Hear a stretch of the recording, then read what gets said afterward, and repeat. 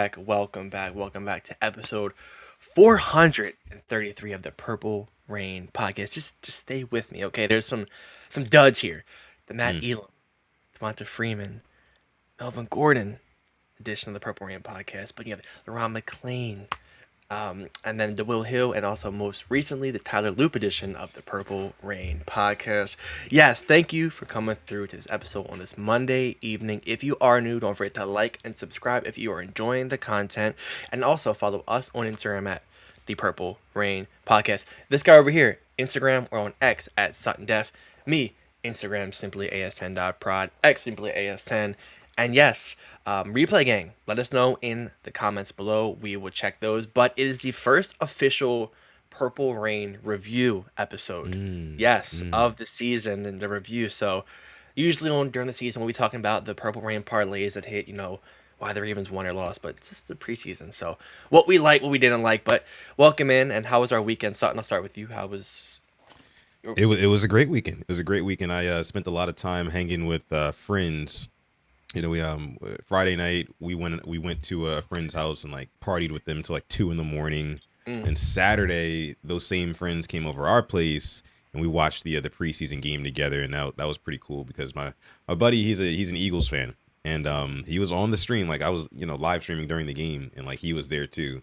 And I think it was so funny because like halfway through the game, like he just takes off his Eagle shirt. He takes off the Eagle shirt, and like the chat noticed it. It was the funniest thing ever.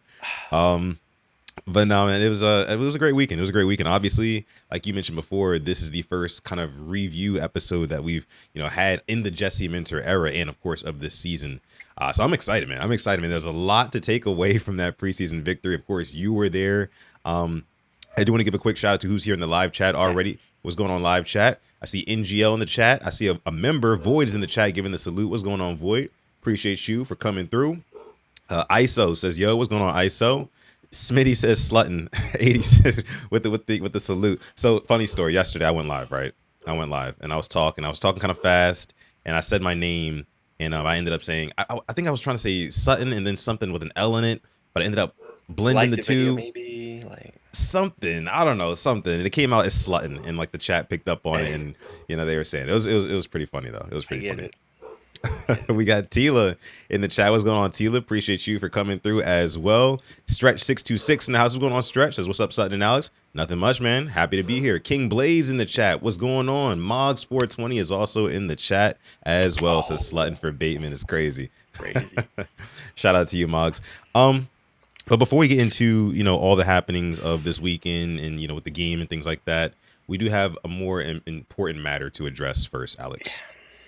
We do, and unfortunately today the news broke that Ravens legend, hero, I want to say, definitely somebody to look up to, OJ Brigance, passed away today with his long battle with ALS that he won.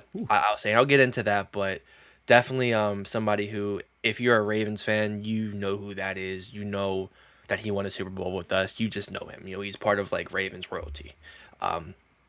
And yeah, he did pass away today. Very, very sad news. And the tributes came pouring in from Steve Bisciotti to Eric DeCosta to former President Dick Cass to former coach John Harbaugh to former coach Brian Billick, and his wife. So a lot of tributes coming in. Very, very sad. But like I said, he won it. I watched the video. They gave him 2 to 5 years in 2007 to live. 2 to Yeah. 5 years. Brother, Yeah. 19 years. That just shows you how strong that human being, that man was. So Incredible. prayers to him and his family. I won't forget the 2012 AFC Championship. Like, he was in the locker room at Foxborough giving a speech. That was big. I mean, he got to be around and just kind of be an inspiration for those players that are on the field. He was the strongest guy in the locker room, not the O lineman who's benching 400, 500 pounds. So prayers to him and his family. Very sad news for the Ravens. I know they'll honor him the right way that we always honor former players. Yeah, got to. Ravens legend meant a lot to this team in general, but the main thing I remember with OJ over the years is just kind of like, well, maybe this is more recent memory, but like all the Ravens Wired episodes that he was featured in, like towards the end, or maybe he's breaking down a huddle or something like that. He's giving a speech to the team. Like, that guy, I mean, to be dealing with that type of condition, right, and still being so present and active, you know what I mean, and like just there for the team, for the guys. Like it meant the world to, I'm sure, them. Meant the world to fans, just kind of seeing him like be that strong. Like you mentioned, I think you hit the nail on the head. You said it perfectly. Like he was the strongest one in that building. It's not the O lineman, it's not the linebackers, it's not whoever else you want to. He was the strongest one because, like you mentioned, I mean, they gave him a couple of months, a couple of years to live, like you said, in 07. And for him to make it all the way to 2026, that is incredible, man. I mean, that's willpower right there. That's what that is. It's willpower. And of course, a wonderful support system, which he deserved every single bit of that support. Prayers up for him and his family, of course. It's just, man, it's tough. But you talk about like things happen like right before the season. Like Yeah. this team is going to be playing with a lot of emotion, man. I just know that. But I just, I can't say enough about the guy. I can't say enough about the guy. Ravens legend. And Yeah. rest in peace. Rest in power. Yes. I know they'll be doing a, moment of silence. Most definitely, our For next sure. preseason game against the Commanders and our home opener. I mean, maybe against the Vikings. I think the Vikings might honor him as well. So, yeah, tough news, man. Like you said, right before August 17th. Well, we're less than a month away from the first game of the year, and you get Yeah. something like that. So, thoughts and prayers to his family, the organization, because that's a family too. That's his family, his second family. He was around them so much. Yeah, and the man here, the 19-year battle with ALS, OJ was a great man overall. Yeah, like I said, 19-year battle. One, I want to say, 2 to 5 years, and your last 19, damn near quadruple like what they gave you 5, and you last 19, man. That is just like you said, him being around. You hear people with disease and this very weak, frail. No, Yeah, they become like every very game, recluse, right? That they don't really come out the house. But like this guy was just like you said, like every every game, game, he's everywhere. Yeah, away games. Like I said, was yeah, there. I mean, yeah. sad news in Baltimore to start us off. Rest in Hate starting peace. shows like this, man. Exactly. Yeah. I mean, it's not too often that we have to do this, but when we do, we have to lean into it because I mean, this is important to the franchise. It's important to the fan base. Um, and yeah, don't take life for granted. We'll just say that. Don't take life for Mm. granted. I do want to give a shout out to my guy NGL in the chat dropping 1,000 jewels just a few minutes ago. Wow. Thank you so much, NGL, with the trophy cake, I think it was. We appreciate that here on this episode 433, the Tyler Loop episode of the Purple Rain podcast. So, Alex, I think it's time for us to go ahead and get into this most recent preseason game. Yes. I want to start with you, though, because you were actually at the bank. I want to know what the vibes were like. What was the atmosphere going into the game? What was the feeling throughout the game from other Ravens fans? Like, what was the overall experience like on Saturday at the bank? Yeah, it was fun. I got down there at like 5:30. I did Mm, my usual walk, which is my tradition is going to the firehouse. Best crushes in Baltimore, not Maryland, in Baltimore. Not a paid advertisement, but they are very, very good. And then Best just saying crushes? Is that what you said? orange crushes, yeah. Oh, Orange Orange Crush. crushes, Oh, yeah. okay. Very, very good, yeah. When you come in town, firehouse, all I'm gonna say. Okay. All right. Um, walk over the stadium, saw a lot of new Ravens jerseys. A lot. Me, I don't have mine yet. I'm saving to get mine because after Saturday, Jacoby Lane might be the guy I get on my jersey. I've been waiting to Yeah. see. I want to get Lamar, but I want to get that guy. Jacoby, you're winning right now. But it was good vibes. They had like the easier security to get in. Flew Okay. right behind the line. Came in the flock shop, by the way. I don't want to, sound like this is like a PR advertisement. When you go to a game, that flock shop, it is unbelievable. It is so nice. They have all like the merchandise there, like all the collabs, jerseys you can Mhm. think of, the old starter jackets. I didn't know what to expect, and it has like the self-serving checkout. You just pop your stuff in like the like a bin. It centers it. You pay it there. Okay. But get to the seats. I got some Eagles fans around me. I'm like, okay, this is how it's gonna be. They were not there come the third quarter. They were not Yeah. there. Nah. No But point. the lower bowl was filled. I want to say not a sellout, but hard to find a seat. Upper section about 50%, which is good for a preseason game. But fans were all around me. We were talking like we just wanted to come here to see, what is this team about? It's a whole new team, and I think we saw it. Obviously, we still got games to play, but it just felt different. I think the defense was playing crazy. I'll get into that, but fans were excited. I was talking with a lot of people, left, right, in front, behind me, and we all kind of were on the same wavelength. And I think I'm excited. I don't know about you, but I'm very excited. And Oh yeah. with the stadium, the upgrades, they were definitely noticed. They have like the new bar area. If you go by, definitely got to walk by that, take a look. I heard the food was improved as well in the club Really? level and around. Yeah, I didn't eat there. I just got a water, but yeah, they did make some big improvements, and it kind of shows because they just announced another tour, I believe, at the stadium. I think Chris Brown and Usher are coming to MC Oh Bank yeah. now. I heard about Yeah, that. Yeah. Nice. Nice. might have to Yeah. go. But you can tell the Ravens Okay. are like really trying to get this stadium up, all these others because they want all these improvements, and it definitely showed. So if you can get to the game, get to the bank, you got to. Yeah. It is a great time, and even at the end of it, I want to say all the Ravens fans were still there. Eagles Yeah. fans were gone, but there was a lot of Ravens fans left, and we all wanted that shutout.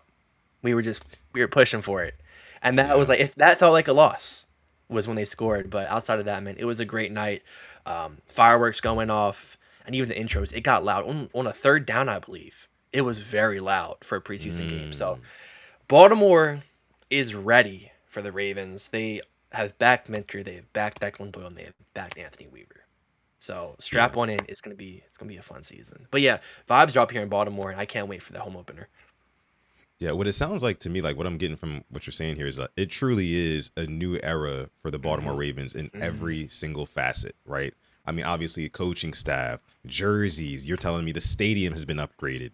Like, man, I mean, everything feels different. And honestly, because I watched the game at home on the TV, of course, it did feel different. Even though I wasn't there, like something about just the overall performance. Number one, it was never in question. There was never a doubt, right? Like, I mean, from the very first drives we were controlling the Eagles. Like it just felt like normally it felt like we'd be going back and forth with teams. And I know the Ravens have historically, even under John Harbaugh, been very good in the preseason. As a matter of fact, that was kind of like John Harbaugh's calling card for what 6, 7, 8 years or something like that, being undefeated in the preseason. But I don't know, this win definitely did feel like again something was just different. So I want to break it down, Alex. Like first of all, we'll start with you. What were your three biggest takeaways from this Okay. game? And we can kind of go back and forth on that. Okay, got to be the rookie receivers, right? Like it has to be. Facts. It Yep. has to be. It has to be. I think the fact Jacoby was we kind of talked about it. We expected maybe a drive or two. He played I think most Yeah, of the first half. Surratt he played to like did. the third quarter. Yeah, he did. I was So surprised, Alex. yeah, I got to start with those guys right there. I think that's just like that's the obvious. I think Jacoby Mm, Lane, um, obviously the first down and then touchdown as well. Even the third and one. I mean, knew where the chains were. Got the first, moved the chains, and we keep on going. But the touchdown as well, fighting for it. You could see how much that meant to him. yes. That was big. Then Surratt, I think there was the one where he routed up. I think the cameraman. The cameraman didn't know where he was at, and he had a couple of just tough catches. Obviously, the fumble did too much. Rookie mistake. He said it won't happen again. Holding that to you, Elijah. All right, holding you to Yeah. that. But I'm glad he was, went back on punt returns. Kind of, just get your feet wet back there in case you have to be a punt returner. But those two guys threw the ball their way. I think in previous years we didn't really see that with these rookie guys. They wouldn't really get the targets. They just kind of get thrown out there. And even Tez Walker got a couple of catches as well. So Yeah. the ball was spread around, and I'm very happy for that. And maybe it's a sign of things to come with Declan Doyle, like we've talked about the past 4, 5, 6 months, Yeah. spreading the ball around. I mean, we're already seeing it early. We're seeing it early, Alex, and I love that. Kind of sticking with Jacoby Lane really quick, and then I'll move into Elijah Surratt. But Jacoby Lane, like you mentioned, I think the best thing that I saw from him was two things, really. It was twofold for me. One, it was the maturity. Mm. Jacoby Lane looked like a seasoned veteran out there. He did not look like a guy who, was making his rookie debut, his NFL debut. He didn't look like that, right? I mean, the guy was going over the middle. He wasn't scared, right? I mean, he showed extremely strong hands, I thought. I mean, no ball that came to him was ever bobbled or juggled or whatever. No, everything was like vacuum, like right there. You know what I mean? And there was even that one catch I think you mentioned where it was like over the middle, but it was kind of behind Jacoby, right? But he adjusts his body like just so easily. It's just like adjusts the body and like catches it behind him, and obviously it's a first down and moves the sticks, but that looked good. He gets up, does a little celebration. I loved that. I mean, I loved everything that I saw from exactly. I love that.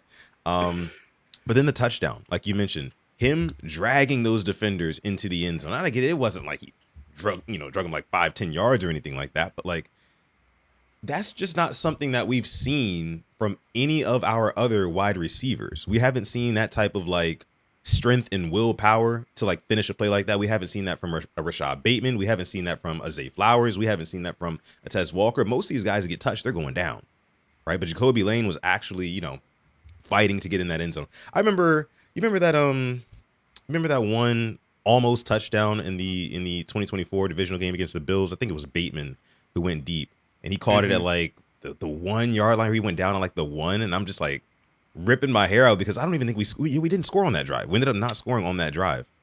And just to have somebody like a Jacoby Lane who's going to finish these plays, that was huge to me. Again, he showed me everything that I need to see in the first game of his career. He did. And in terms of like route running, I noticed that most of his catches were coming against like zone, where he was breaking off his routes and finding empty spots in the zone, which is another big thing. I mean, that's a great thing to, great skill to have for Jacoby Lane. But we'll see when he plays a little bit more press man and things like that. But overall, loved what I saw from Jacoby. Elijah Surratt he kind of gave me exactly what I expected out of Elijah Surratt. I mean, between the 20s, right? This guy is money. He's money. He finds his way open, and even if he's not wide open, you get it to him. He's going to make a contested catch, right? And it's going to move the sticks. He's maybe not the biggest yak guy and things like that, and we saw that when he tried to turn up field and juke around. He did his best Zay Flowers impression there for a second and ended up getting that thing punched out. And I was just like looking at the screen like, yep, see, this is what I mean, I always say this. Whenever you guys juke back and forth, excessively like that, all you're doing is creating angles for a defender to come behind you and punch that football out. That's all that's happening there, right? So, I mean, I'm just like, hey, look, put your foot in the ground, get north, okay? You don't need to be dancing around and whatnot. But outside of that, man, Elijah Surratt, at the end of the day, he led the team in receptions and receiving yards, And I get it, he played a majority of the game, but that was encouraging to see. And I feel like it was really good outside of the fumble. It was really good for the confidence of both Elijah Surratt and Jacoby Lane. It's like, okay, I'm here now. I'm in the NFL. My NFL debut. One of them has 3 catches for 38 yards and a touchdown. The other one has 6 catches for like 61 yards, right? On 7 targets. Both pretty damn good games. Again, outside the fumble, which I don't think is very characteristic of Elijah Surratt. Like, this wasn't something that he dealt with at Indiana. So I don't really expect it to be something that's a huge issue going into this regular season in his NFL career, for that matter. So I was very encouraged by what I saw from both of those guys for the most part. By the way, Jacoby Lane, he cleared his over under here. He cleared his receiving line. I don't know if you noticed, but before the game, his receiving line came out as like 25 and a half. And I was like, ooh, that's high. I didn't like that. Because remember, I was saying like, he's probably only getting 1 or 2 drives, maybe 1 or 2 targets, right? But he ended up getting 3 targets, 3 catches, 38 yards, and a touchdown. So Jacoby Lane, man, he might be real popular on the Purple Rain parlays. We'll say, I'll just say that. He might be real popular come season time. You have to stay tuned. But outside of the receivers, Alex, what else did you mainly take away from this game? We've talked about the tight end room, I think, for the past couple of weeks. And I want to see one of the guys, Cuevas or Hibner. Yeah. And we didn't have to wait long at all. It was the first drive. What's going on, Q? How you doing? Good evening. It was a beautiful play design by Declan Doyle. It was beautiful. And you see Hibner running up sideline. Huntley, beautiful pass into the breadbasket. I'm like, that is what we're looking for. I wanted one of the tight ends to show me something. But Cuevas had a catch as well, but Hibner definitely showed me something. Get him the ball, he'll make a play. He can get you some extra yards if you need him to. Can go up the seam. That I ain't saying tight end 1, Dylan. We're not going there. We're not going there. You want to see some promise out of him, and I think you're feeling good about Hibner after that first game against people that aren't wearing black and purple. A whole different team, guys fighting for their careers. And that was big for me. So Hibner was a huge winner, I think. Did it with Huntley. I think did it with Fagnano as well. However, is that how you say his last name? Fagnano? I think it's Fagnano. Fagnano? Yeah, I had like everybody in my house asking me like how to pronounce that name because everybody was like, wait, what? How do you say that? And I'm like, it's Fagnano, guys. But here's Fagnano. Okay. All right? Yeah. Joe Fagnano. Don't want to get in trouble. Don't want to get us. Exactly. Yeah. But yeah, I was doing with both the quarterbacks. I was really impressed by Hibner. Really was impressed by him. I'll pass to you, but I want to see one of the tight ends, have a good game. And he definitely showed it to me. Yeah, Alex, I was actually just trying to look up really quick the box score from that Yeah, game just of so I can get the course. exact stats for him. Let me see. Yeah. So Matthew Hibner, he had 5 catches for 61 yards on 5 targets. So he brought in all 5 of his targets. Again, 61 yards there, 12 yards, a reception. He looked good, and of course, the long one of 29 yards that came on the very first drive. It kind of reminded me of something. Two things: beautiful concept drawn up by Declan Doyle. I mean, a tight end wheel route. We haven't really even seen too much of that in years past and things like that. So it was very refreshing to see, and it kind of speaks to the creativity that you're going to get out of Declan Doyle. And I remember a really big thing last year, Alex, was how Declan Doyle and Ben Johnson's offense for the Chicago Bears, those first 10 to 15 plays were like so heavily scripted. You could tell like these are things they were working on all week. These are things that they wanted to install. And you kind of saw, I mean, it was perfect. Like you can tell just by how on time Tyler Huntley gets the football out to him. Like, oh, okay, they've practiced this multiple times. Of course, they didn't show us in the training camp videos and things like that, but they have practiced this a lot, and you can tell that they really wanted to hit on this route, and they did. They did. Now Matthew Hibner again, what did I say, like 5 catches for 61 yards? Yeah, 5 catches, 61 yards. But most importantly, I keep using the C word, confidence. The Hmm. confidence you could tell was just oozing out of Matthew Hibner. I don't know if you could really tell, actually being at the game, Alex, but like on the broadcast, they kept showing Matthew Hibner after he made that big catch from the 29 yarder. He comes off the field. Mark Andrews, who's in street clothes, walks up to him and tries to hype him up. Matthew Hibner headbutts him because Hibner he's headbutting all the guys on the sideline with with helmets on and stuff like that. Mark Andrews is in street clothes, right? A hat and t-shirt. Matthew Hibner said, "Yeah, come get some of this." Really just like ran right into it, and I'm like, "Damn." And you can tell Mark Andrews like, "Bro, what the hell?" But he, Yeah. he knew the rookie was excited. But I know that had to hurt. I know that had to hurt. And that you bring up a good point about those targets. I just pulled up Mark Andrews' stats last year. In 7 out of the 18 games he played in, I think it was it 18? I'm sorry, 17. 17 games. 7 out of the 17 games. He had 5 targets or more. And obviously this is preseason, but even last year our tight ends weren't getting the targets that we were used to. And we see in our first game, Hibner got a fair amount of targets. I mean, Cuevas got his catch as well. So I'm kind of trying to envision Mark Andrews now in that role, and I'm feeling better, I'd say, about him going into this next season. Just hoping that he's fully healthy, hoping he looks good. But definitely very positive from Hibner. I do want to give Cuevas some love for his. I think he was just kind of like he was the last option, I think, for the quarterback. Caught it, got some yak. I'm not mad at that. I'm hoping maybe we see some more Cuevas in the next game. I would love to see him get some run, get his confidence up. You brought confidence, but yeah. And then one thing talking about the offense, Declan Doyle was in the box, correct? I believe he was up there in the box. Yes, he What's going on, was. Don? How are you Shout out to doing? the Don. Now I wonder. I'm kind of paying attention now. Will he be on the sideline against Minnesota? I I think so. think he's gonna flip it. Yeah, Okay, cool. yeah. I was Because he looking was for him on saying the that. sideline. I couldn't see him. Because he was saying that like a couple of weeks ago in an interview, he said that he doesn't know which one he's going to prefer, so he's going to try a little bit of both. So Okay. yeah, I do expect him to be on the Cool. sideline against Minnesota. Um, but how I mean when when the team puts up a performance like that, he might want to stay up there. He might be like, well, we it was pretty good. 24 points. I mean, obviously it wasn't the most explosive performance, but like 24-7, probably smooth sailing up there in the booth for him. I'd still rather prefer him be on the field and collaborate in real time with the players. That's just me. But we'll see how he likes it when he does that in Minnesota. Mhm. But yeah, what else were we? So we just got done talking about the tight ends. Let me look through Yes. this box score a little bit more here. Let's talk about Adam Randall. Let's talk Yeah. about Adam Randall. 12 carries for 46 yards, averaging 3.8 per carry. He did have a touchdown. His longest run, though, was a 7-yard run. So overall, I thought that Adam Randall had a pretty pedestrian day, but there were some signs. There were some signs that this guy can actually be very, very good.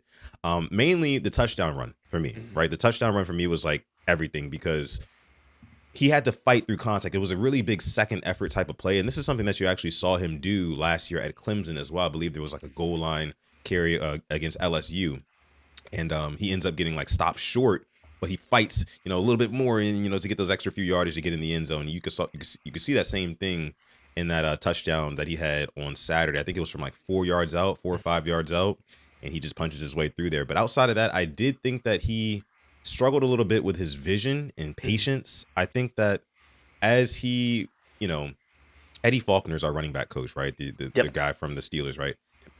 He's got to work with him. Maybe show him some like Le'Veon Bell tape, right? Like show him some tape where it's like, hey, look, see how these guys use their feet and they're very patient, and when they find the right hole to hit, they hit it with reckless abandon, and it's like that's what he needs. That's what he needs. Because I felt like a couple of times he was just kind of like blindly running into, the offensive line, and it just didn't really make for a lot of explosive runs, at least like not Yeah. like I was expecting. So, but it's his first game. It's his first game. So you kind of have to give these guys an opportunity, like you said, get their feet wet, get their sea legs underneath them. This is an entirely new, damn near entirely new sport coming from college football to the professionals, right? Yep. So we'll continue to see what he does. Especially, I want to see what he does in these joint practices this week. But overall, I didn't think it was a bad performance by any stretch from Adam Randall. It's just his first performance, and he did still score a touchdown. So that's encouraging. And again, we talk about the confidence that these guys are getting. A lot of guys who we needed to get some confidence, like young guys, they got it. Hibner, Lane, Surratt for the most part, Adam Randall for the most part, right? They looked good. They looked good. What did you get out of What did you take from Adam Randall? Yeah. I don't think he got stopped behind the line of scrimmage, correct? I think, if anything, maybe for no gain, but I think he was powering his way through, trying to get yards at least. That's big to see. I mean, like Joanne here says, been playing, running back for 1 year. So, we're not going to sit Yeah, here and, he's a 6th round pick. yeah, If we're not talking about Robert Longer being like this, and he was a 6th rounder last year, like he's a running back. So, we're just taking it with a grain of salt, but a touchdown and the way he scored it, it's good to see, get it in the end zone. So I wasn't hmm mad at it all. I wasn't expecting the big run. I was hoping maybe like a 10-yard run, nothing crazy, but right. yeah, practices this week, next week, so we'll see. And then maybe he'll be playing more with maybe a lineman place that wasn't playing last week. Maybe can open up a hole for him. I'm not too sure, but yeah, I'm not too worried about Adam Randall because we have Derrick Henry. If anything, he'll be coming in on maybe a 3rd and short, and we saw he can get those tough yards. So that was big. Can I move to the defense real quick? Sure. You can't keep Keon Martin off the 53-man roster, right? Oh I no, mean, he's no. he's a lock. He Yeah. has to be. Um, where do we start? He already had 1 tackle for loss, and then the blitz dialed up by Jesse Minter and company. Yeah, so I have his stat line pulled up here. Yeah, He had 4 solo tackles, 1 sack, and 2 tackles for loss. Keon Martin, DB by the way, 2 TFLs and a sack, and of course a QB hit. I mean, what more could you want from Keon Martin? Now we have heard that in practice, when they run these dime looks, so when they have like 6 DBs on the field, Keon Martin is a part of that operation. hmm So I do feel like they're going to find ways to get him on the field, and whether it be blitzing from the nickel or whatever he's doing. I mean, the guy just plays with a pursuit that I feel like we don't really um, give him enough credit for. I said yesterday on the stream, Alex, I said that he's a very willing, but he's also a very talented tackler. He's a very talented tackler. I feel like there's an art form to tackling. They say like textbooks tackles and things like that. That guy has it. That guy has it. I mean, the way he's so good at making sure that when he gets to you and he's going to tackle you, you're not getting any extra yardage than what you already got. Like he's so good at that. Yeah, like I said, can't say enough about my guy Kmart. Kmart, that's what he goes by on Instagram. Shout out to Keon Martin, man. That's my guy. That's my guy. yeah, 5'9", 171 pounds. Yeah, yeah. Nice tackles. He's tackling tight ends, quarterbacks, getting it done. That's Five really nine. big. Wait, say that again. 5'9", 100 and how many pounds? 5'9", 171.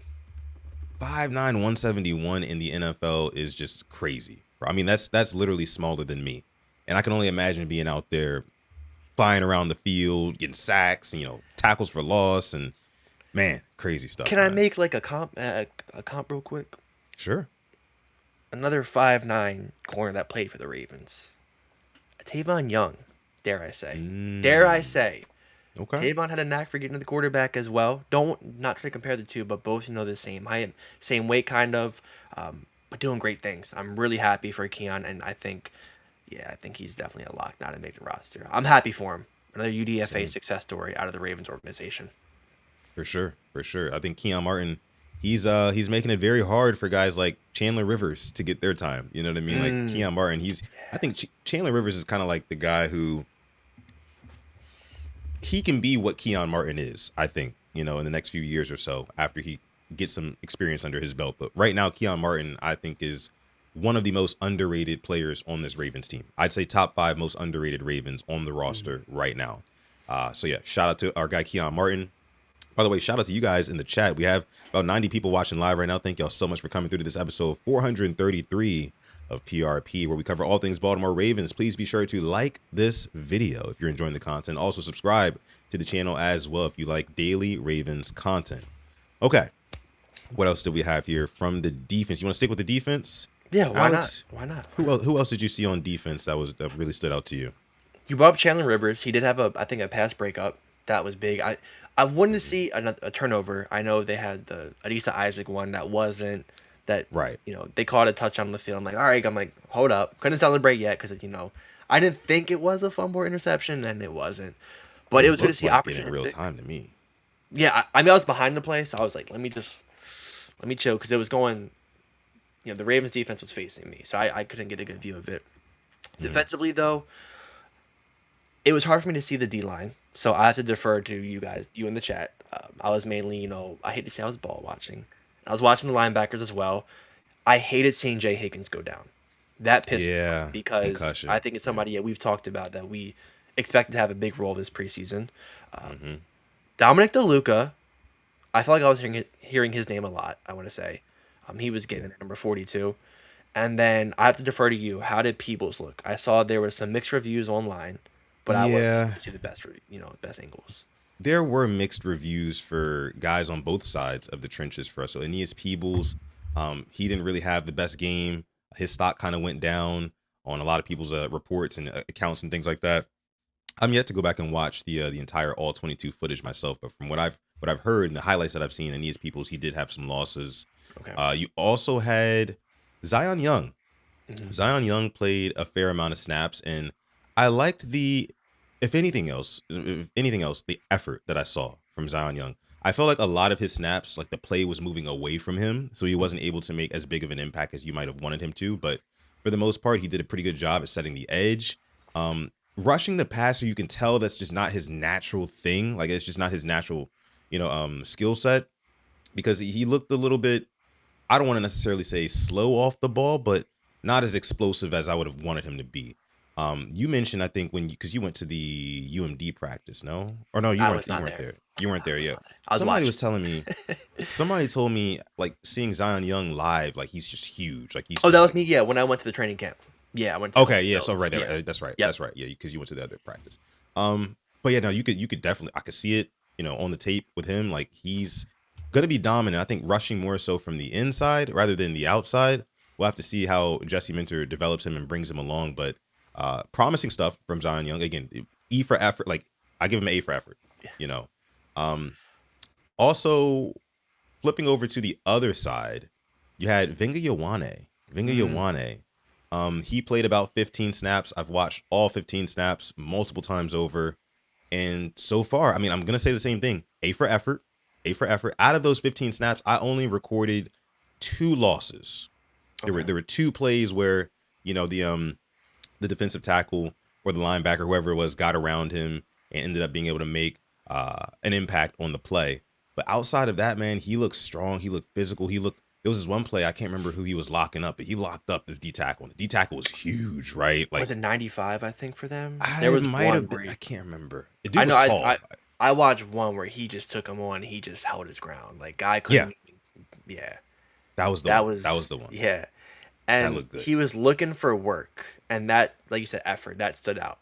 Hmm. When he wasn't, engaged with somebody, he's going to help out. He shoved somebody on their butt. Huh. Yep.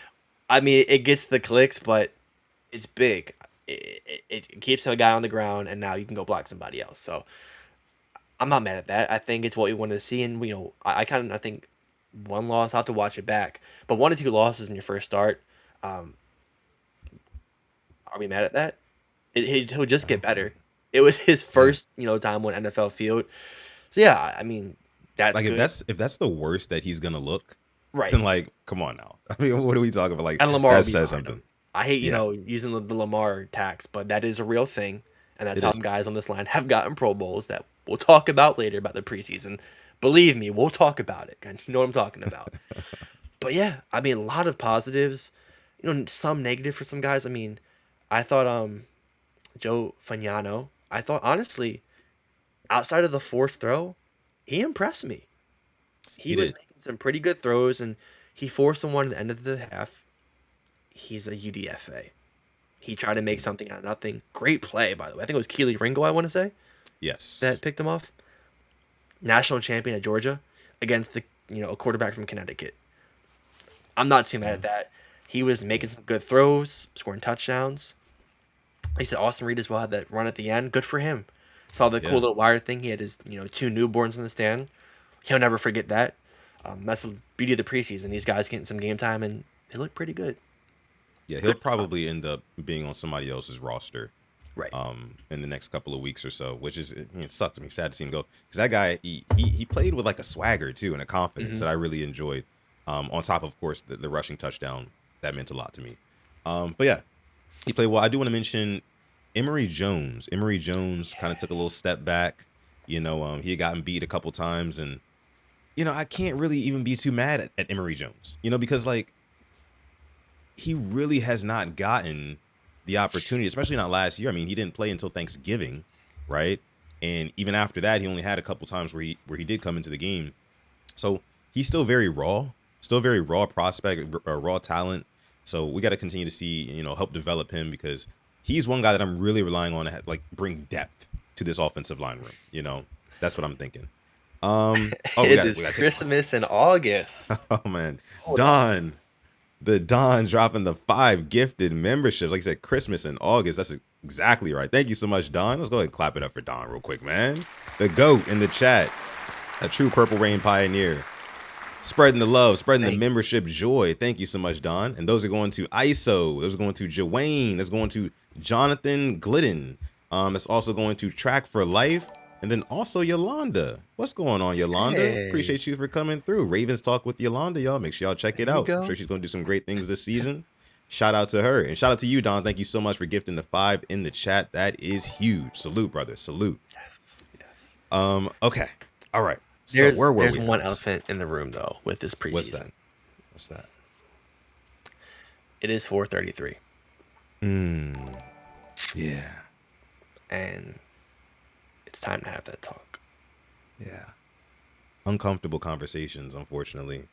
Is your But office door open? Is it open?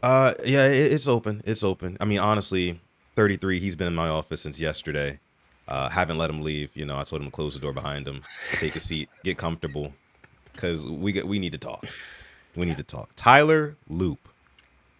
Tyler Loop. For the past couple of weeks, we have been saying, or at least I know I've been saying, I don't want to put words in your mouth, Alex, but like I've been saying that the Ravens need to bring in somebody to compete with him, like because he hasn't done anything to command sole ownership of kicker number 1 on our team. He just hasn't done anything yet to not bring in any sort of competition. And I was watching that game, and we go out there. I think it was like a 41-yarder, I think, or something like that. I can't remember quite what it was, but it was like mid 40, lower mid 40, something like that. And he pulls it wide right, and I'm just like, 49. I'm sorry, 49. oh, it's 49. Okay, so just a little bit further out. But still, man, still, for you to miss the very last kick of the season and then miss the very first kick of this season doesn't sit right with me. Something's telling me that this guy might have the yips a little bit. He might have the yips, and he did bounce back. He did bounce back after that. He hit from, I think, 41. I think that was the one he did hit, 41 or Yep. 42, something like Yep. that. And then he hits 3 extra points, I believe, as well. So shout out to him for bouncing back. But at the same time, man, we can't have special teams being a pain point on this roster. I mean, offense is looking damn good. Defense is looking damn good. There's a standard in Baltimore for special teams. As much as we all, crapped on Harbaugh for years or only being a special teams, coordinator or whatever, he made sure special teams for the most part was on point. It was tight. It was tight. And right now, I mean, with kicker and punter, it doesn't really Talk feel about it. that tight right now. You know what I'm saying? Like, so I just think that they need to bring in somebody. You mentioned actually before we went live some potential candidates that they could bring in. But what did you think about the Tyler Loop miss? How did the stadium react to it? Yeah, Right. And then like, what do you think we should do going forward? it was a bit of a groan. It was like, oh, so here we go. Early. Our first drive Yeah. early. Early. It's, K-Bar, doing good. How are you doing? Thank you Salute. for checking in. Yeah, it was worrying. And I will talk about some, guys we could bring in. And Tila actually brought up a good point. Everybody is competition. Yeah. Yeah. Everybody. And you know what? It's not us saying cut him. It's not, because he's been killing it in training camp. And listen, big, proponent for mental health, sports therapy, sports psychiatrist. I truly believe that could help somebody. I'm not saying he should do it, but there's just certain things I feel like people don't get over, players don't get over, and it could, talking about it. Who knows? But Ryan Eckley, Oh, are you saying that like are you saying like the missed kick from last year, week 18, is kind of still lingering with it him? could be Yeah. because he was money for most of the year. Obviously, he had misses here and there, but and it's all like why the same way. It's like, Yeah. it's wondering, but also Ryan Eckley, while the door is open. I know it was your first, um, first game. 27-yard punt. Crazy. When I was punting in Pee Wee, I was hitting 30. And I was like 8 years old. No, yeah, man. I mean, I don't know. Maybe he just shanked. Maybe the ball came off of his foot wrong. Again, maybe it was nerves. Who knows? Because all we've been hearing in training camp is that Ryan Eckley is just booting these things to the moon. Tyler Loop didn't miss for like the past week of practices. And then we get to the game, we get under the lights. And that's what I said, Alex. I said, under the lights, what are these guys going to do? I was specifically talking about Tyler Loop because I wasn't familiar with Ryan Eckley's game, obviously, at that point. But specifically, no, with Tyler Loop, man, there's got to be a way that we can manufacture more of these type of moments. And I'm glad we have 2 preseason games left, right? Because if he's going to have that in his system now, I need him to get it out and over with by the time, what is it, September 13th is our first game, I want to say. By the time September 13th hits, I need that to be fully flushed out of his system. You know what I mean? Like all those nerves, all the yips, get it out of the way now. So that way we're cooking by the time the season comes. But I think Jesse Minter was asked today, Antoine, thank you for the jewels. Hiding jewels. Crazy. He was asked today, Jesse Minter, like, I think it was by Cordell, friend of the show. Shout out to Cordell. Yes. Cordell said, like, hey, look, like, what's the deal with Tyler Loop? Do you still have confidence in him? Void, appreciate the jewels. Do you still have confidence in him or what? And he said, yeah, I mean, I still have confidence in him, but like, obviously, he's got to start making these kicks. So like, Jesse Minter knows. Obviously, he knows he head coach. He was at the game. He watched what we all saw, right? But he knows that like, all right, maybe this guy isn't the end all be all when it comes to the kicker spot. Maybe I should hit up Eric DeCosta and say, hey, what do you think about us going out and getting a maybe a veteran kicker? You mentioned you actually had a really good idea, Alex. What was your plan for getting a new kicker, or at least some competition in Baltimore for Loop? I see coaches in here. Say coach sent me. What up, coach? Listen, I can't talk. Actually, knows I can't. But there's one thing I will be able to talk all day, and that's some kicking. All right. Now I sit here, and during springtime when the NFL isn't on, I will watch the UFL. I'm gonna throw some names to you guys, all right, in the UFL, and listen. It's not the NFL. It's not the pressure, but it really can't hurt. Now, the most accurate kicker last year, Tanner Brown, went 25 for 28. Longest was a 60-yarder. Got picked up by the Saints. So, I'll interest you in a Matt McCrane. 21 to 29, 72%. Not the best. Longest 60-yard field goal. We don't like that? Cool. John Hoyland, all right? I believe he might be with us, or he was with us at a point. He went 18 for 22. 59 yards was his longest field goal. That's 82%. How about this? This guy, Tucker McCann, played in 4 games for St. Louis, the Battlehawks. 10 for 11, 91%, 58 yards was his longest. Like, there's options. And you know those guys aren't asking for much more than a ham sandwich, right? I mean, it's kind of like a no-brainer. A bag of Lay's, maybe? Bag of chips, right? A little soda pop. What you said, those orange crushes? I'm sure that will suffice. You offer me a large orange crush, I'm there. I'm kicking for you. I can hit like 35. That's all you got out of me. Let me get some training. That's still impressive. That's impressive. You can hit from 35 out? Mm-hmm.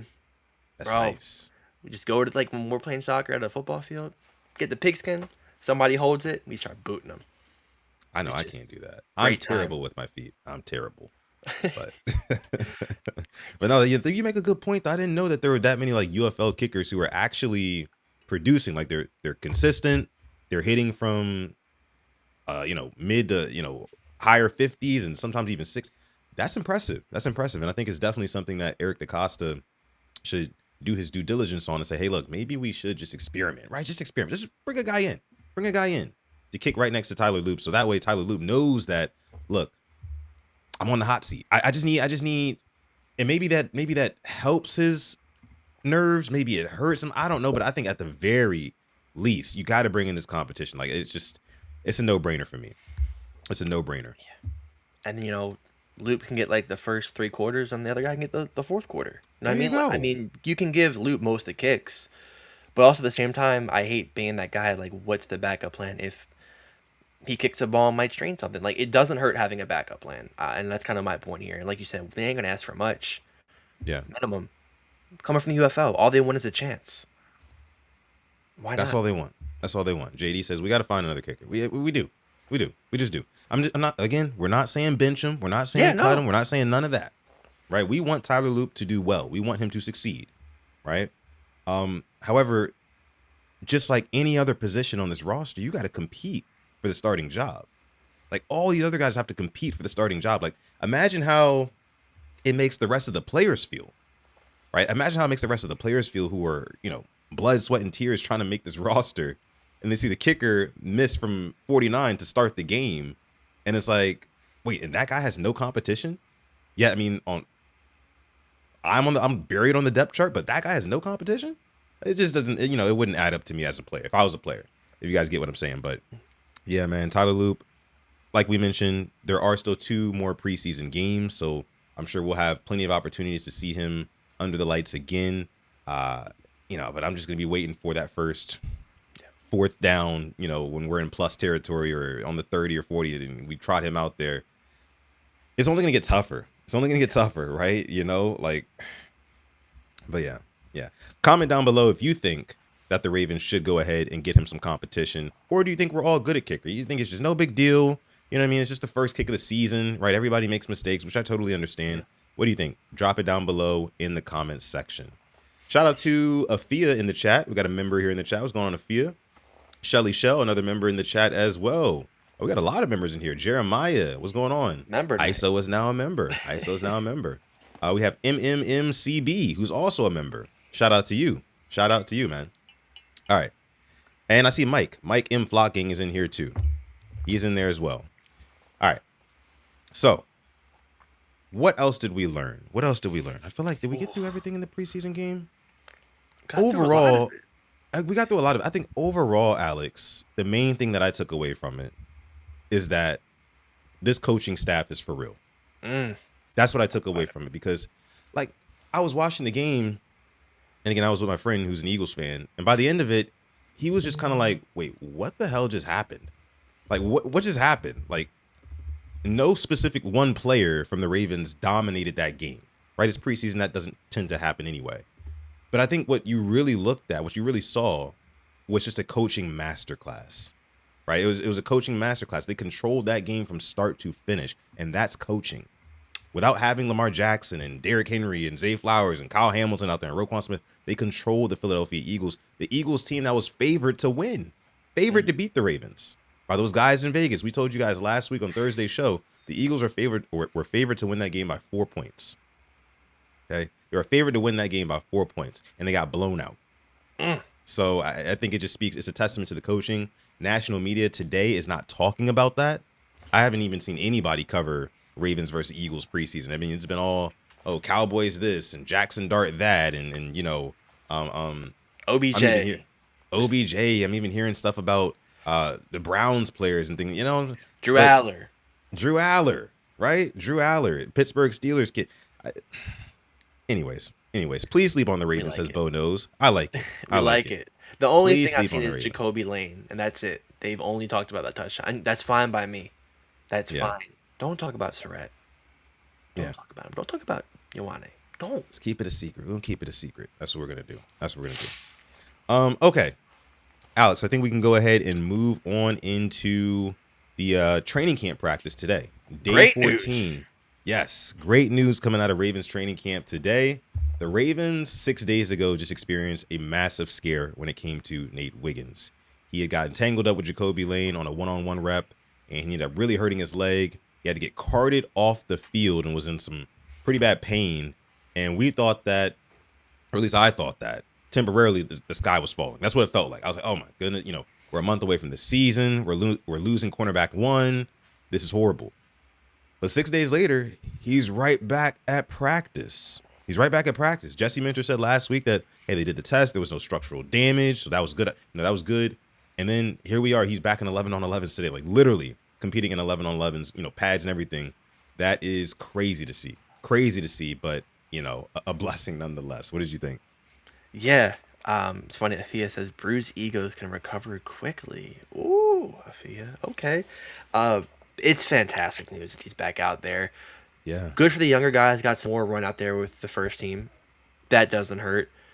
But having Wiggins out there, who we both expect to have a big year, a better year with us, think arguably maybe lead our cornerbacks in interceptions this year. You got to have him out there.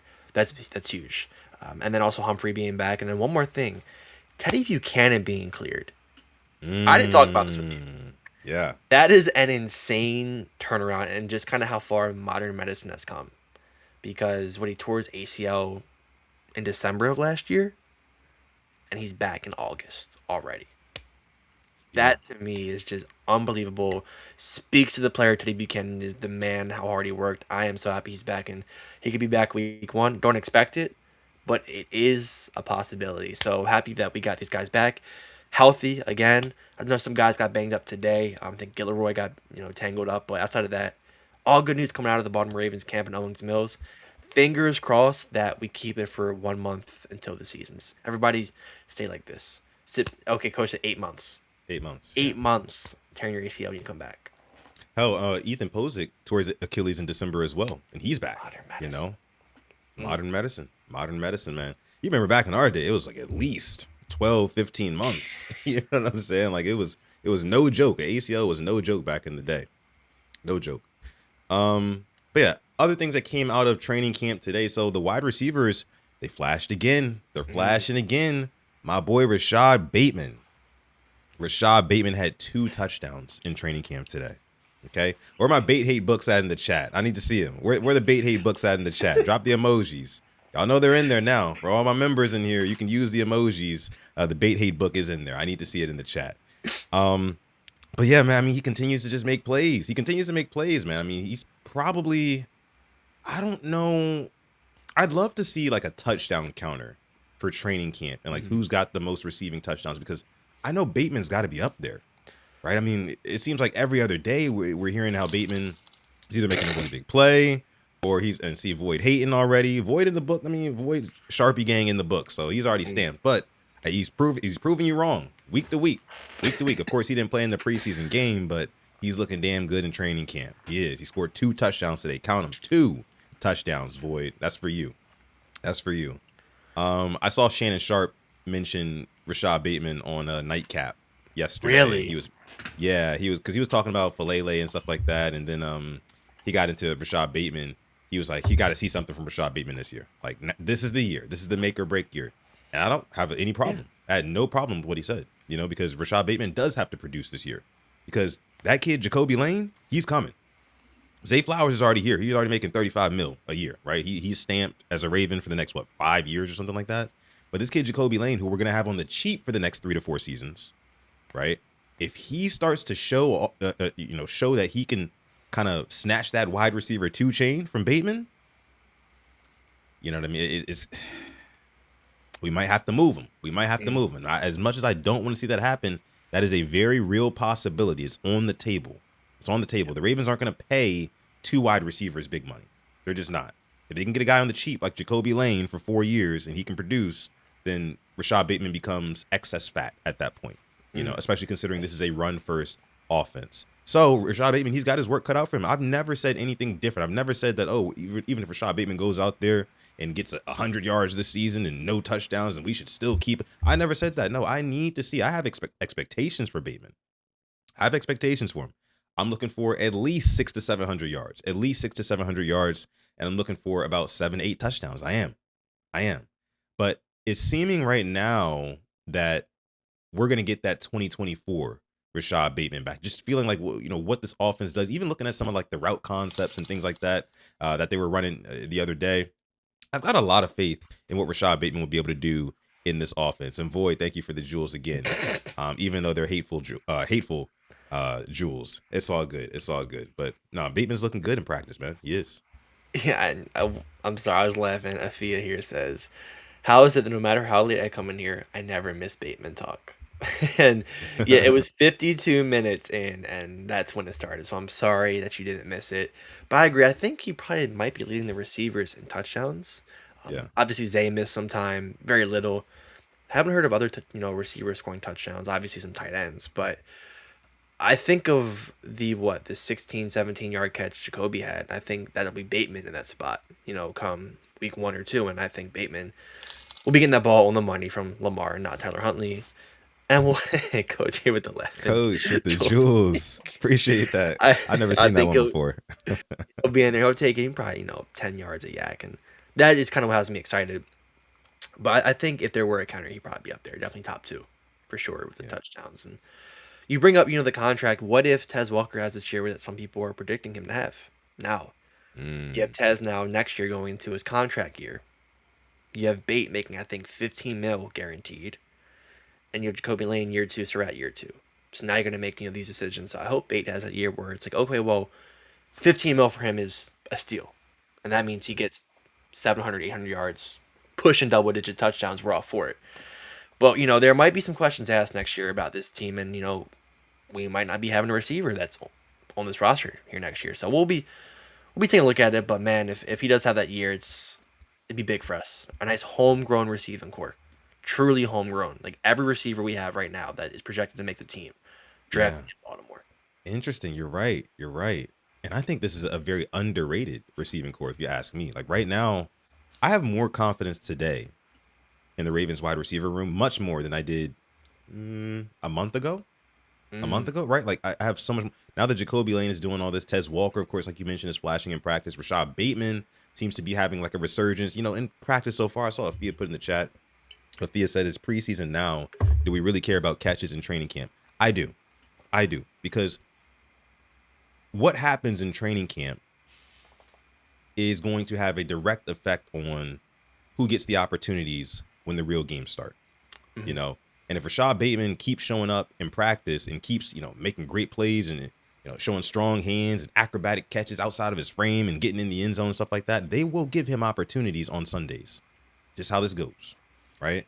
So what's done in the dark will eventually come to light. And I can't wait to see what happens when the season rolls around with this receiving core. And we have joint practices this week. We do. So we can put a little bit more stock now into these catches, coming out later this week because it's against purple, but not black and purple. It's white and purple. A little bit of gold. So I'm looking forward to that. That'll be big. More so for our defense because you got to face Jettas, Addison, and Jawan Jennings. So our secondary will be tested. Anthony Weaver, you will be tested. And it's going to be a great week for just to be a Ravens fan. So much content coming out. So much news coming out. Can't wait. What happened? Dude, the chat is hilarious right now. What happened? What happened? I'm seeing the Sluttons again. I'm seeing brother. Tactical Precision says Sutton got by the Harbs bug. Sutton is to Bateman like Harbs was to Falele. That is nuts. That is nuts. By the way, Falele out there doing his thing already, Alex. Doing his thing already. Right? I guess this is the time we talk about around the league. Yeah. Let's get into it. It's my favorite because we can just talk about anything. And you know what? Let's head to New York. To New York. That face hit again. And I'm going to try my best to not talk about him because I got told I was obsessed when, it may look like I'm obsessed with Harbaugh. I could be. I could be a hater like that. You don't know. Yeah. But he hit the face. He had his star franchise quarterback, and I'm going to say a star, but the stats don't show it. His star quarterback slammed to the ground into the medical tent. Now I'm going to ask you this. I don't know if you saw this stat. In 43% of the games Jackson Dart has played in, he has had a visit to the Blue Medical Tent. Think about that. 43%? Jeez, man, that's almost half the games you play. You're getting checked out in the medical tent. Wow. Wow, I didn't know that. And to think that, because I did see the play where he got blown up, didn't even see the guy coming. And it was crazy because it wasn't even from his blind side either. It was almost as like, he expected the running back to pick up that block there, but the running back was a little bit late. It looked like he was about to go out for a route, but then last second thought, oh, I am responsible for this insert blocker or whatever this, you know what I mean? Like we're picking up this edge. I kind of felt bad for Jackson Dart. I kind of felt bad. He got destroyed. And I actually kind of like Jackson Dart. I mean, as the player, I like his game, right? Yeah. But yeah, man, I mean, it hits different with that John Harbaugh face when he's not your head coach. It does. Because I was watching and I was like, yep, there it is. And then I think he had a presser after the game where he, said something snooty or whatever. It was reminiscent of old Harbaugh, Sassy. But I'd have to go back and watch that. He's sassy, real sassy. He real sassy. You know what I'm saying? But I wanted to see. Let me see really quick. Who did they play? They played the Vikings, right? The Vikings. Right, Hey, and Vikings. well, and also too about New York, that damn turf took another victim. Did it? Jamal Adams. Oh, I heard about that. Yeah, man. Out for the year. Out for the season is nuts. Man, that's crazy. That's crazy. And I don't want to hear anybody say the players are whining when they talk about the fields because they could put down the grass for the World Cup. Yeah. Do it for the NFL. I don't get it. To me, players are not complaining. They want to play, but play on grass.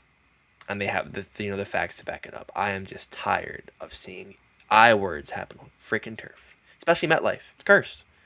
And Jamal Adams had a fantastic, comeback story. Kind of was a practice squad player at a point. Was able to not be a starter for the Vikings. Season over. Yeah, I mean, definitely prayers up for Jamal Adams, man. I mean, especially at this point in his career, going through things like that. I mean, that's got to be tough. That's got to be tough. But like you mentioned, man, there's literally no excuse not to have grass there. Yeah, it's more money to maintain and stuff like that. But respectfully, I don't give a damn. Because the NFL is making billions with a B, billions, right? So all 32 owners, like, I don't know why it's not just like a general consensus. Hey, look, we want to protect our product. And the way we can do that is by having these guys play on a surface they feel more comfortable playing on, right? But for some reason, they're just dragging their feet on it. They're super slow on it. I don't get it. Alex, I do want to bring up just a couple stats here from some of these games. So New York Giants, of course, lost to the Minnesota Vikings 13-10. Jackson Dart finished 3 for 4, 26 yards and a touchdown, and had 2 sacks. He took Jameis Winston, who I forgot is still with them, went 8 for 9, 89 yards, no touchdowns, no picks. He did take a sack as well. Had 107 passer rating, so that was cool to see. Then I didn't know that Carson Wentz was still in the league. I don't know. I just didn't know that, but he played. He went 9 for 14, 81 yards, had a touchdown, no picks, 103 passer rating. Of course, you've got a bunch of quarterbacks on this roster. J.J. McCarthy, he went 4 for 7, 34 yards. Kyler Murray, 2 for 3, 10 yards. Of course, Kyler Murray was named the starter in Minnesota, so we'll see how he does with them. But that was just one game there. What was another game that you really took a lot from, Alex? Because I'm going to bring up the stats from it. We can talk bad or good. You want like a good game to talk about with like a lot of good stats? Yeah, let's do that. Let's go there first. Listen, I know we're Ravens fans, but the Bills, all right. They look good. I heard about that. I mean, listen, I know it's preseason. I just talked up the Ravens, but I think Allen looked good. I thought DJ Moore, though, did get hurt. He did get hurt, and, kind of goes back to you want to play your preseason guys in preseason or not. I think he had, a touchdown, I want to say. I know Kyle Allen came and put up good stats for them in the backup. But their offense looked good. And, not too much else to say about there. I mean, Joe Brady now the head coach. So I know if I'm a Bills fan, I'm feeling good. And then you have the new stadium, which to me does not. They should have stayed at Highmark. It was unique. I'm talking about stadiums. This new one just feels like every other stadium. There's no personality, I'd say. There's nothing like signature about it or anything like. From a broadcast, not really. Because at least when you watch the Bills in Highmark, the fans were close. When you get to the end zone, they're right there. When it's snowing out, you can see them all throw snowballs. Don't condone it, but it was something they would do. This Are new they one, like further? They're much further away now. they are further away. Yeah, there's like Ooh, you're higher up. Like at the Ravens games, there's like the steps like from the field to get up to the stands. It's like that compared to when you're there at Highmark. You're like right on the field, on the first couple of interesting. rows. Interesting. No, yeah, I'm looking at the Bill stats here. I mean, Josh Allen looked pretty good, 6 for 8, 111 yards, 1 touchdown, no picks. Did take 1 sack. I had 156 passer rating, of course, limited opportunities and things like that. But yeah, Josh Allen looked good. DJ Moore is looking like he's going to be the Bills wide receiver one, which obviously I think he should. Uh, but yeah, I mean, I don't want to say shout out to the Bills because respectfully, fuck the Bills. But we'll see y'all later this year. We'll see y'all later this year. It's still smoke. It's still smoke. Yeah. What else did we have? What else do we have? How about we visit this? Go ahead. Go ahead. My bad. No, you talk because I have a real bad. Like this is will be you. Okay. It was bad. Um, You go. I was gonna go to this Cleveland and Chicago game. Okay. That's where I was gonna go next. And the reason why I wanted to, I mean, the Bears, they look damn good. They blew out the Browns 34-10, and but I did see something that was worth noting from the Cleveland Browns, and that is some of their young pass catchers, specifically Casey Concepcion. Casey Concepcion is a guy who has been flashing all training camp for the Browns, him and Denzel Boston for that matter. But Casey Concepcion looked good in training camp, and he looked good in his preseason debut. And a lot of people have been saying like this guy is explosive. This guy's like a young Tyreek Hill. Like if they can find somebody in Cleveland to consistently get these guys the ball, watch out, man. I mean, these guys are they're no chumps. I mean, the Browns have some really good players. The Browns draft really well, right? They pretty much have everything that you would need on a roster except for a solid starting quarterback. Like that's the only thing that they're missing. They've got the running back in Judkins. They've got the receivers now with Boston and Casey Concepcion, and Judy's even still, doing his thing. The defense, I mean, of course they lost Myles Garrett, but I don't think that they're going to fall off that much, even without Myles Garrett. I think Jared Verse is a very good player. Of course, they've got pieces in their secondary that are really good. The Browns have pieces, and now they've got Todd Monken at the helm. We'll see what they do this season, but I am a little bit concerned for some trouble that their skill players might give us. Yeah, it's if they can get that quarterback, and we've been saying that even though they lost Miles Garrett, they still have a bunch of pieces on defense to be Hmm. worried about. Denzel Ward, Carson Schwarzenegger going to year two, won Defensive Rookie of the Year last year. Jared Verse, we talked about. They have guys, Grant Delpit. It's just you saw their quarterbacks. And can you read me their stat lines? Just I didn't get the full. Yeah. So quarterbacks, Deshaun Watson went 11 for 15, 126 yards, no touchdowns, no picks. He did take 1 sack and finished with a 98 quarterback rating. Then you had Shador Sanders, who went 6 for 11, 79 yards passing, no touchdowns, one ugly pick. I don't know if you saw that one. Threw it right to the guy.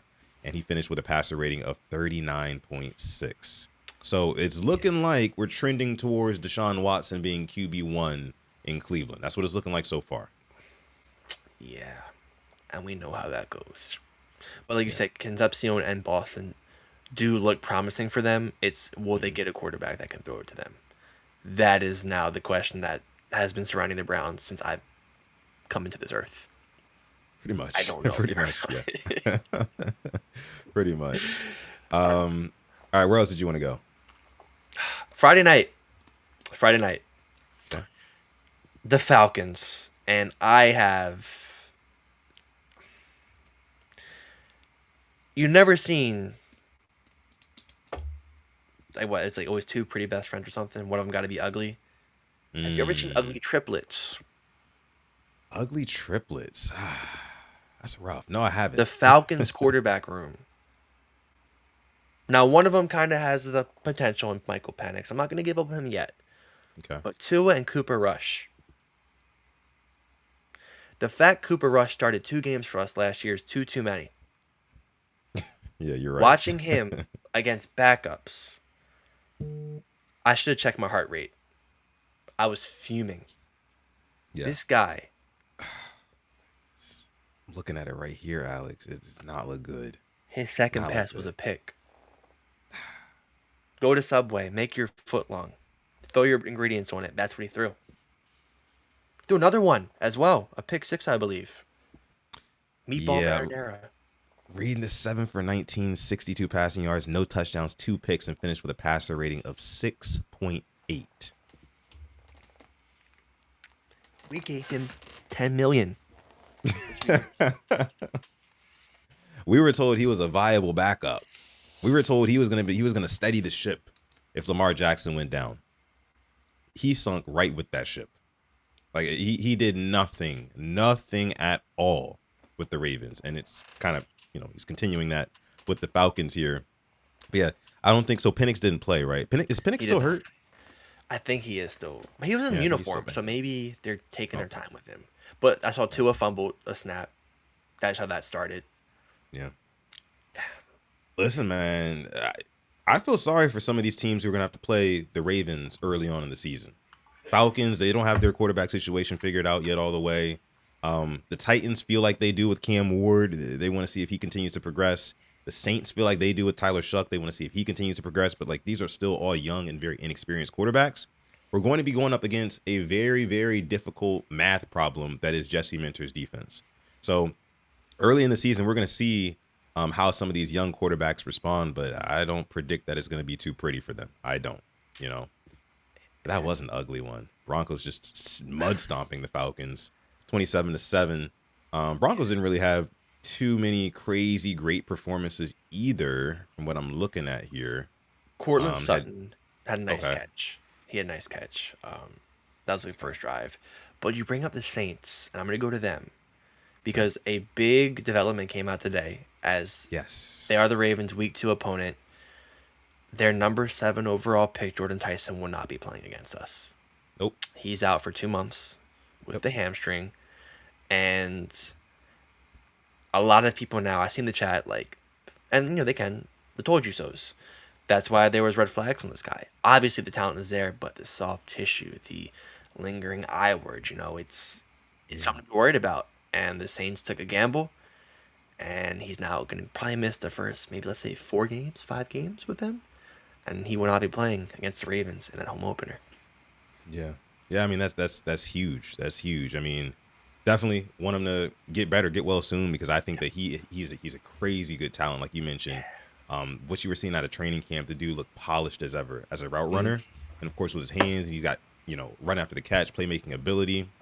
He's got it all. He just doesn't have very strong soft tissue. He's got multiple issues there, and it's just kind of been rearing its ugly head, like the same type of I word too for him over the past couple of years, dating back to his college days. So, he's not going to be playing against the Ravens. So that leaves Chris Olave and who else that are threatening us from the Saints? I think they still got Jawan Johnson, tight end. Not worried about it. Kamara and Etienne or Achan. Not worried. They said however his last name is pronounced. I'm not trying to disrespect, but I know it's now a different pronunciation.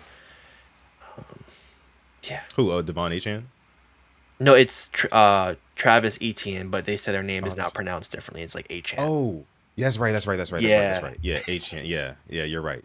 I remember that. Let me pull up their depth chart real quick and see who the Saints will be trotting out there. So obviously Tyler Shuck, Olave, Devon Vele, Bryce Lane, Mason Tipton, Barry Brown, Bub Means, Noah Fant's their backup tight end. And their 4th string is Brock Rexsteiner, if that sounds familiar to you. Yeah, we ain't worried about none of that. Respectfully. That's like the perfect what's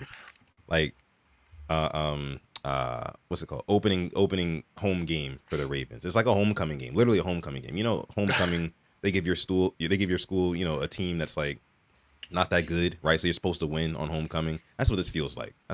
Ravens versus Saints week 2. It'd be crazy if we lost. Let me knock on wood, actually.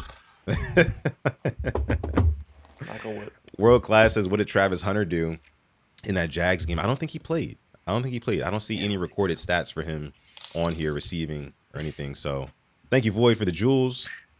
W's in the chat. We appreciate that. What else? What else did we see? Ty Simpson looked great. Ty Simpson, he did look good. A couple really good. Couple young rookie quarterbacks look good. We can start with Ty Simpson. Ty Simpson, he finished the day. Well, first off, the Rams beat the Chiefs 20-12. Ty Simpson finished 21 for 25. That's impressive for a rookie. 21 for 25, 190 yards, 2 touchdowns with a 125 passer rating. So, I mean, of course, this kid was drafted 13th overall. It was kind of like a shocker of a pick. But when you think about it, Alex, it's probably this is just like more Sean McVay and who's their owner? Kroenke, right? Yep, the Or Cronky. no, I'm thinking their GM. Whoever their GM is, I Oh, can't remember Les what. Neat. Okay, yeah, right. Les Need and Sean McVay. Look, bravo. Bravo. Because they know what's going on with Matthew Stafford. Matthew Stafford's only got a couple years left. Matthew Stafford, while he's still very competitive, won MVP last season, got a Super Bowl a couple of years ago. They're constantly, contending for Super Bowl appearances, even.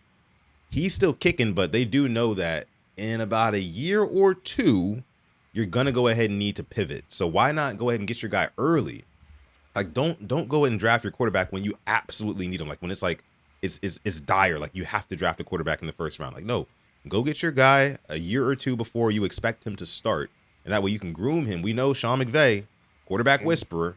You know what I'm saying? Like I think he's gonna be able to get a lot out of this kid, and it was a great first performance for him. Only 4 incompletions in your first yeah. game. We just talked about how Cooper Rush, who was a veteran's veteran, right? He got a six passer, literally a passer rating of 6, no touchdowns, 2 picks, and this kid Ty Simpson 2 touchdowns, no picks. Right? I mean, Mm, I like what I saw.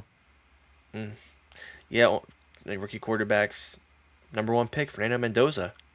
Yes, Didn't look too yes, bad, I think. Threw a little hospital ball, one of them, but outside of that, was smart, made the right reads, didn't throw a pick, threw a touchdown.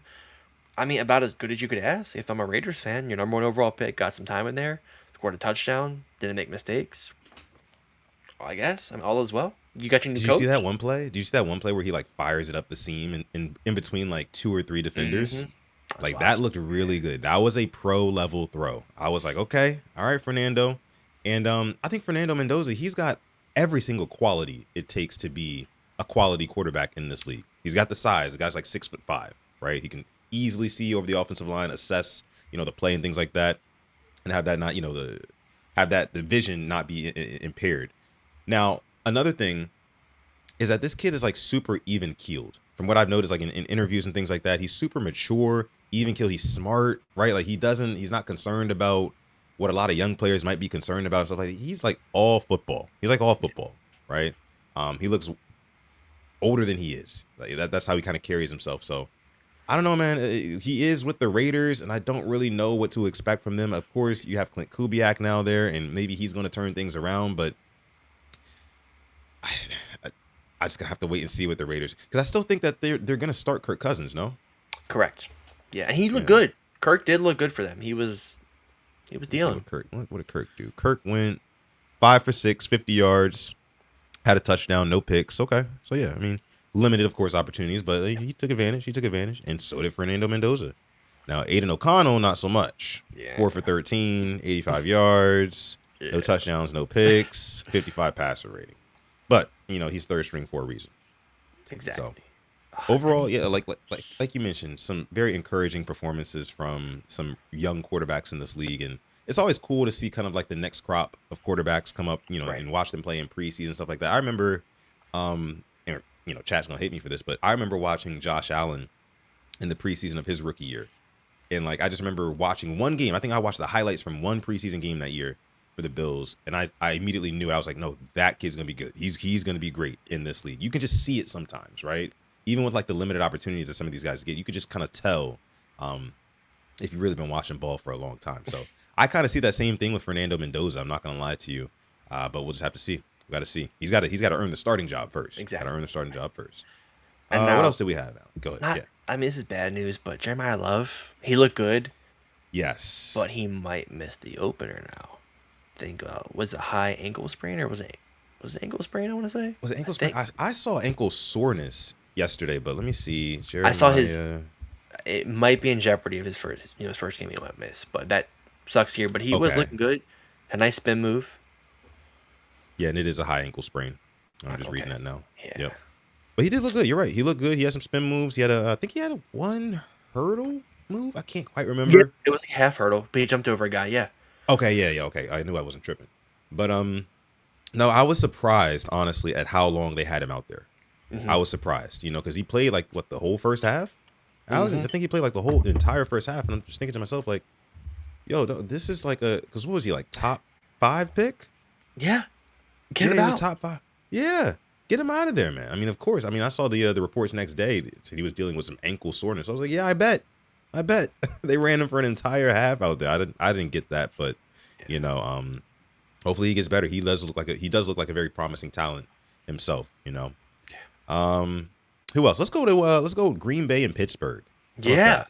let's do Green this. Bay versus Pittsburgh. So the Steelers take care of business at home against the Packers, 28-9. They beat the Packers. And a couple stories out of this one. The main one being rookie quarterback Drew Aller. Drew Aller actually had himself a really nice day. 10 for 13, 153 yards, 2 touchdowns, no picks. Guy looked comfortable out there, man. He looked comfortable. What did you make of it? Yeah, and now if I'm a Steeler fan, I hate to those words to come out of my mouth, but it's, do we think Aaron Rodgers is going to play all year? I mean, he showed some signs of getting banged up. It's now you have Will Howard. Did not have a bad performance, but Drew Aller, he looked good, making the right throws, even ran for a touchdown. Was it, connecting with some of the rookie guys they got? It was promising for them, and it kind of doesn't still solve their future because he goes up against the threes, and maybe you want him to get thrown into a game this year against some ones to see how he looks. But if I'm a Steeler fan, I'm a little excited, and now you get second and third game to see what he's about. Which is why I like having 3 preseason games. I wouldn't want to cut one because you can't really evaluate guys in 2 games. You Right. need a third. I hate saying that. I would like a fourth still, but I get why they don't have it. But now, I mean, for me, I'll be tuning into the Steelers. I want to see how Drew Aller looks because that was a very Same. good, promising performance for his first time out there. Um, He'll probably be playing against twos next time he's out there, so good for him. And then, like I said, Will Howard as well. He looked good as well. So they do have the 2 and the 3. I mean, how Mason Rudolph? I'm sorry, he was perfect at a point. Yeah, he It finished wouldn't 10 for surprise. 11. Yeah, it wouldn't surprise me if he might be trade bait. And if they do like these young guys that much, you could always get a late round pick for him and roll with the younger dudes. Yeah. I mean, also a guy I want to mention is rookie wide receiver Jeremy Bernard. Mm-hmm. Jeremy Bernard had 4 catches for 51 yards. He looked good out there. He looked as advertised. Um, he was one of my favorite receivers coming out of the draft. Now that the Steelers landed him, and like I mentioned before, Alex, I mean, you also have those young cats in Cleveland, Casey Concepcion and Denzel Boston. There's a lot of young receiver talent. And of course, we've got Jacoby Lane. A lot of Mm-hmm. young receiver talent in this division now. All of a sudden, so it'll be interesting to see like when the season comes, which one of those guys, whether it's a Jeremy Bernard or whether it's Jacoby Lane or Concepcion or whoever, uh, it'll be interesting to see who actually steps up, is consistent in the regular season. Um, Outside of that, Alex, I think those were probably the biggest stories that I took from week 1 of preseason. Of course, we didn't cover every single Right. game, but let me just make sure I'm not missing anything here with this Chargers game. Chargers taking care of business in Houston, 27-7. They beat them. You had a Trey Lance sighting, right? 12 for Mm, 20, 164 yards, no touchdowns, 1 pick, 65 quarterback rating. You talk about a bust, man. yeah, I don't think he'll ever be a Unfortunate. starter. Top 3 pick. Yeah. Sad. Just, Then you I mean, had career DJ backup. Ugalele, right? The Maryland Wow. kid. He's from Maryland, right? No, no, no, no. Or who am I confusing him with? I Am I think he went to confusing him with Tennessee somebody? due to ukulele. I want to say, Oh, or okay, Florida okay, State. okay. Florida State, I think he went to. Got you, got you. Yes, he played for Well, he Clemson, Oregon State, and Florida State. Okay, yep. Okay. Yeah, he went 6 for 9, 120 yards, 146 passer rating, a touchdown, no picks. Oh, So I didn't know that. yeah, maybe they're encouraged by that. We'll see. We'll see. Outside of that, nobody else really made any noise out of that game. And let me see. Just don't want to miss nothing here. Cowboys, Cam Seahawks. Ward. Oh, Cowboy Seahawks. I was going to talk about the Okay, yeah, Titans. go ahead. I Go mean, ahead. just Yeah, really quick. Cam Ward, 5 for 12, 57 yards, no touchdowns, no picks. You had Will Levis going 3 for 8, 42 yards. Did take 3 sacks as well for a yeah, 27-yard loss. So, you know, Will Levis, you talk about a bust. That's another one right there. That's another one right yeah, there. yeah. Um, but we can go ahead and get into Cowboys. Who the Cowboys play again? They played the Seahawks last game on Saturday. Joe Milton had a good game, 12 for 15, 107 yards and a touchdown. And old Sam Howell relieving him, 8 for 12, 94 yards and a touchdown as well. Michael Trigg, 4 Yeah, catches, 30 yards. Guy we talked about he did. pre-draft time.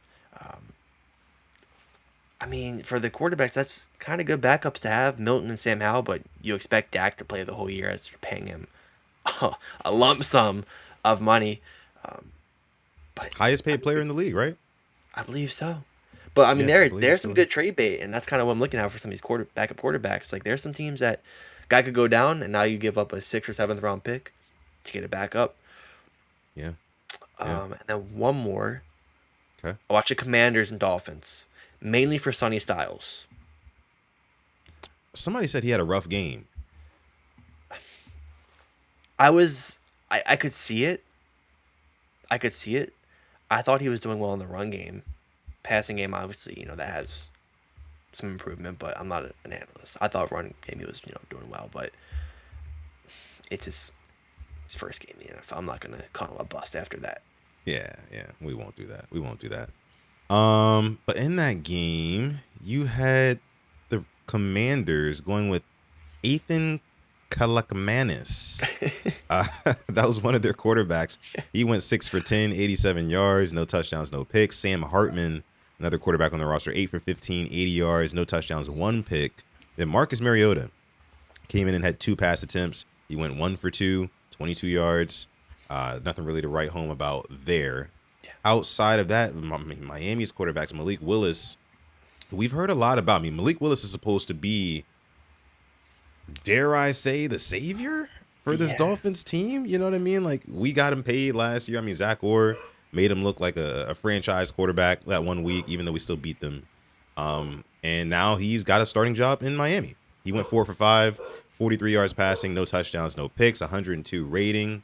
And then you had Cam Miller, his backup, went 3 for 11, 39 yards. And Quinn Ewers, the backup, 1 for 8, 27 yards Oh my passing. And, gosh. 0 touchdowns and 1 pick. So, you know, I'm actually encouraged by the Washington Commanders this year. I don't know if we talked about the whole Stephon Diggs to Commanders, because now they. Yeah. Oh no, we did talk about that. We did talk about We that. That's yeah right. we briefed on it. I mean, him and Yeah. him and Terry is a good duo. Defensively with Dan Quinn, I think they'll be all right. I hmm just want to know where their leadership will come from. Who's going to step up there defensively. Obviously, a young team, but offensively as well. I like their running back duo. Got Rashad White.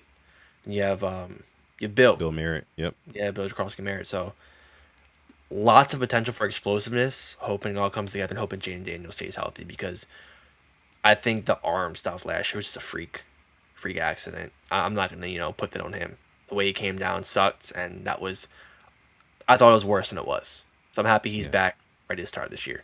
Just sucks the whole controversy off the field, and he's kind of become an online meme now, which is not good. Not good at Yeah. all. Oh. But okay, I think that's gonna just about do it here for this episode of the show, episode 433 of PRP. I think we made it. We made it to everything. We started, of course. Rest in peace to OJ Brigance. He just passed away. The Ravens announced that earlier today. So rest in peace to him again. I want to mention that again at the bottom of the show, just like we did the top. Also, we talked about the Ravens preseason game, week 1. Of course, we talked about that in detail. Got into around the league. So, yeah, I think we in training camp, of course. Training camp today. Nate Wiggins and Marlon Humphrey are back. That's huge for this defense, especially going into these joint practices this week with Minnesota. I'm going to be Yes. looking very, very closely. Obviously, I wish I could watch it, right? I wish there was like Oh a my feed or god. something like that. But, we're just going to have to rely on our beat reporters because it's going to be in Minnesota, right? Yeah, they're It gonna be in is, Minnesota, and yeah. I'll tell you this. I remember in 2024, I think, or 24, 23, hmm 24, I think it was. We went to Green Bay for a joint practice, Yeah, and they whooped our ass. they did. They did. They I whooped remember our that. ass, and it Yeah. was like the sky was falling down. Don't think that happens here, but Nah. if you see some reports like out of Vikings camp, don't believe everything you say. Because I saw the Cowboys and Rams had a joint practice, and apparently the Cowboys beat reporters were not reporting anything bad the Cowboys did to make them look like they won the practice. Very petty, because somebody was like, the Rams posted videos of them scoring touchdowns, and like they were like, Cowboys didn't report this. They reported the defense was picking off Stafford, sacking them. So yeah, just choose where you get your information wisely this week. That's all I'm gonna say. Yeah, yeah, for sure, for sure. And with that being said, we're gonna go ahead and get out of here on this one. Please be sure to like this video, sub to the channel as well. Shout out to everybody who's still watching in the live chat. Shout out to everybody who's part of the replay gang on this one. Again, make sure you like the video. Comment down below. Replay gang, comment down below. That means a lot to us. And we get back to these comments too. So thank y'all so much for coming through. And with that being said, I'm gonna let my guy Alex take us out. Thank you for coming through to episode 433 of the Purple Rain Podcast. We love you. We appreciate you. And as always, stay positive and test negative. Yes, yes, yes. And never, ever, ever forget, even on the rainiest of days, to call God. It's been episode 433 of PRP. We'll catch you guys in the next one.